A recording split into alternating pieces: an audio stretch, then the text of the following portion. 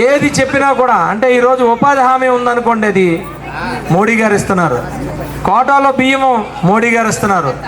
ఏది మళ్ళా మనకి రైతు భరోసా 70% మోడీ గారు ఇస్తున్నారు. ఏది చూసినా మోడీ గారు ఇస్తున్నారు. ఈయన మాత్రం దానిపైన అట్టేసుకుంటున్నాడు. ఊరికే పెయింట్ రాసుకోవడం, ఆయన బొమ్మ వేసుకోవడం తప్పితే ఏమీ లేదు. ఇవన్నీ ఒక ఎత్తు అయితే, మనకి ఈ అప్పులు చేసి అన్ని ఆస్తులు, గవర్నమెంట్ ఆస్తులు అన్నీ కూడా తాకట్టు పెట్టిన పరిస్థితి జగన్మోహన్ రెడ్డి. అలాగే ఈరోజు ఆఖరికి ఎలా ఉందంటే, మీ అందరికీ తెలుసు, మనం ఎప్పటి నుంచో మన పొలాలు స్థలాలు అన్నిటిలో రాళ్ళు ఉండేవి, సర్వే రాళ్ళు.